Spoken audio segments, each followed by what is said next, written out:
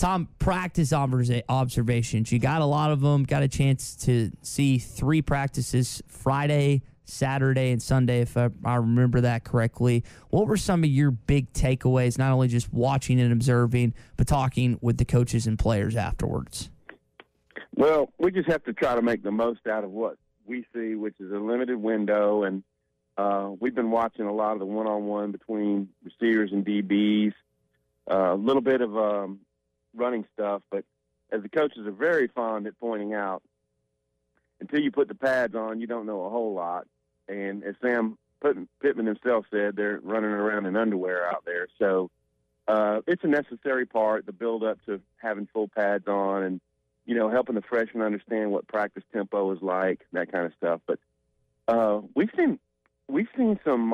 I think the receivers, 2 of the last 3 days, the receivers have kind of had the upper hand in the short viewing window we've seen. Mm-hmm. You know, Kendall Catalon stands out. Bryce Stevens' speed. I mean, he's getting past the DBs pretty nicely. As I mentioned, Kendall Catalon caught an over the shoulder pass yesterday for a touchdown, and I think that was against Hudson Clark. And I wrote about this today, but Buster Brown, he broke up both of the passes that he was covering yesterday. So you like to see that from your top corner.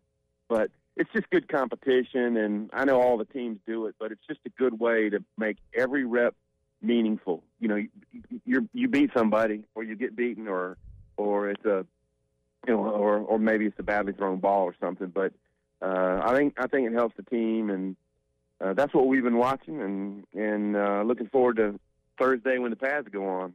I think everyone is. Tom, with the quarterback competition, we all know KJ Jefferson is going to be the starter come September the 4th, assuming there's no injury or anything. And Coach Pittman also touched on the backup, and that's something Tommy and I have discussed this morning. Is you're not necessarily wondering about the starters this upcoming fall, but the backups and who's going to fill that 3 slot. Yeah. Any indication, any change in Malik Hornsby not being in that solidified number 2? Well, it's well too early to say that. We have seen some deep balls. I mean, Lucas Kohler's got a great presence about him. Cade Renfro has dropped some beautiful deep balls in on some guys. The question you have is, you know, how well prepared are they to run the offense? Can they do the run? Can they be a threat in the run pass? That kind of thing. And I think Malik Hornsby's probably feeling a little bit of the pressure after the spring game. He didn't throw a pick, but he threw 3 balls that in some circumstances could have been picked off. And in any game, if you have 3 picks, that's a bad game. So we know he's fast. We know that his accuracy needs to improve. And, you know, we'll see how that plays out as camp goes on. And we're not going to see a whole lot of the team stuff, so we're going to have to rely on what the coaches tell us and various folks who observe practice, how that filters through.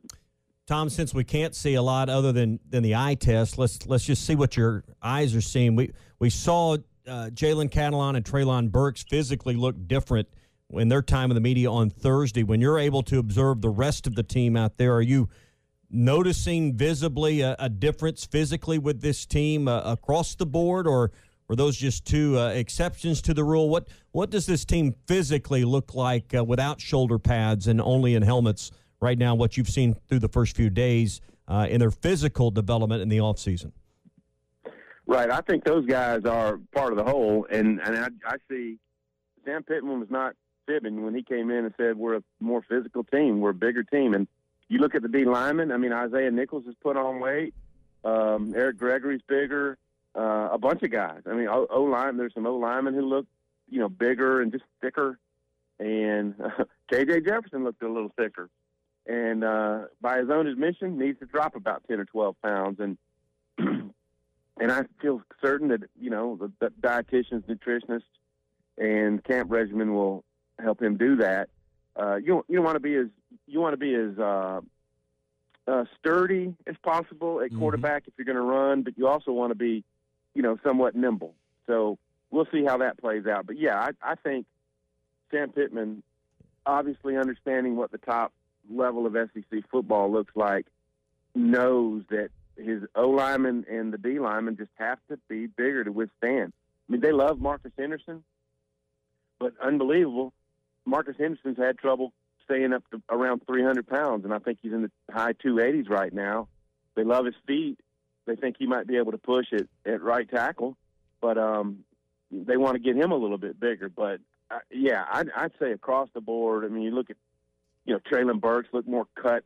Bumper Pool looked bigger the other day. So it's an across-the-board deal. Yeah. I mean, you hear coaches say it all the time that, hey, we've made great gains, but I wanted to see what your eyes were seeing. Did you get a chance to watch the running back group at all during your time there? I haven't seen them on the inside drill so much. I've been over on the offensive side, and I have seen their individual stuff. Okay, so and it's a big.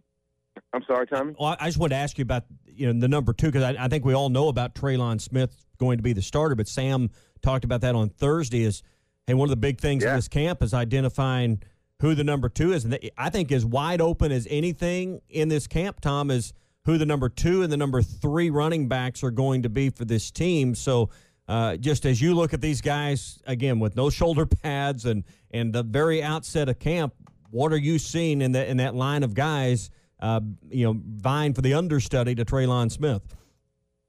Absolutely one of the most watched position battles. And I wrote about this on Sunday, that when you bring back 19 starters, the 2 positions end up having great battles. Now, at offensive guard, I think there's a battle at 1. I think the Brady Latham and Luke Jones contest is probably go right up to the opener. They've been trading back and forth who's been working with the ones the most. But running back is fascinating because you see that there's, high end or usage, good usage out of like any of them. Like TJ Hammond, the LSU game, had 2 huge plays, and we know with his speed and open field skills, he's a threat. Now, he's been doing a little bit more receiver lately, but I think guys like A.J. Green and Rocket Sanders, Javion Hunt, they love Josh Ogilvy's speed. All these guys are vying for more playing time behind Traylon Smith. So that's going to be fascinating. And, there's going to be guys who aren't happy. I mean, there's going to be guys who don't travel probably to road games out of a group of guys who are come in well regarded. And we know that you just cannot get through a season running 1 or 2 guys. So they're going to have to go 3, maybe 4 deep, and they have to keep the guys' heads in the game who don't wind up in the top 3. Tom Murphy with us here on the Morning Rush. Tom, how much of a transition is it going from helmets and shoulder pads to full pads this Thursday as a guy that's been covering this college football sport for quite some time? Well, the way Arkansas practices under Sam Pittman, it's not a huge one because they do some physical stuff. I mean, even with the spider pads on, and then they've graduated to shoulder pads, the O lineman and D lineman, I mean, they match up. They have clashes and stuff. They're not tackling to the ground, but there's physicality about the practice. Now, there'll be tackle to the ground periods starting Thursday, and obviously the full pads. So, I mean, it is a transition, but they've worked themselves, gradually into that point where it's not a huge, big jump. And Rocket Sanders, I talked to him this summer, and he thought one of the biggest differences going from high school to college was that even when you're just doing spider pads and, helmets and shoulder pads and stuff, that there's still the clacking the pads and there's still kind of a physicality to it that surprised him a little bit. Outside of Arkansas football that you've seen as of late, you did have some Hall of Fame stuff that occurred over the weekend, not just with former Razorbacks, but other people. We had Jimmy Johnson, Steve Atwater, I know Cliff Harris is a Razorback, and some others. Tom, any big takeaways from the Hall of Fame inductions and speeches that you got a chance to maybe watch over the weekend? I just saw clips of it on social media, so I'm not aware of, if there were any, outstanding moments. But count me in as a big Steve Atwater fan. I obviously wasn't covering the Razorbacks when he played, but watched him on TV and was fond of just his style. And the commentary about him as a guy who changed the game as a big, hard-hitting safety, the silent assassin. He graciously let me interview him when the Razorbacks went out and played at Colorado State, as in his position with the Broncos out there, and then again when we did a series on the best Razorbacks in the pros, where he wound up number 3, I believe, behind Lance Allworth and Dan Hampton. But just a phenomenal dude. Very happy for him going in. And then Jimmy Johnson, when you see the resume all over again, two Super Bowl wins, defensive coordinator here with the Razorbacks, won a national championship with Miami, really kind of opened the door for letting the players be, more expressive and on the field. There was a lot of old school coaches who did not like that, but he was successful doing it. And obviously it's kind of been a trendsetter that's very alive today with NIL. So two cool Arkansas connections with those guys going in. Yeah, it makes you wonder with Jimmy Johnson what took so long for him to get in the Hall of Fame with his resume, the 2 Super Bowls, all of the, as he recounted through his remarks, all of the Hall of Fame players, the 13, and then he listed a couple of more that probably should be there. All of the players that he coached that are there, it just makes you wonder why in the world did it take Jimmy Johnson until he was 78 years old and been out of football so long, and Broadcaster Hall of Fame, College Football Hall of Fame. How in the world did it take so long to get to the Pro Football Hall of Fame, Tom? Yeah, that's a great point, and I do not know the answer to it other than some powerful person.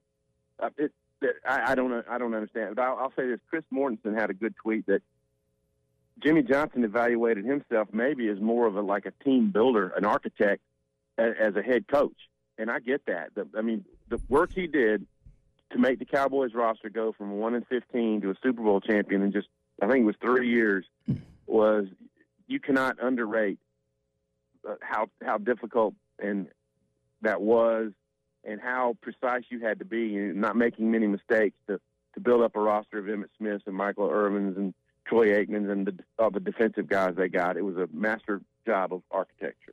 Tom, appreciate the time, buddy. Troy Aikman reflected on what you just did as well. Thought that was a fascinating discussion, how he could transform a team in just 3 years. Tom, we appreciate it, buddy. We'll talk more practice coming up on, okay? Yeah, sounds outstanding. Have a good one. Good stuff from Tom Murphy, as always. He'll join us again for another practice, and now I say practices update come Thursday.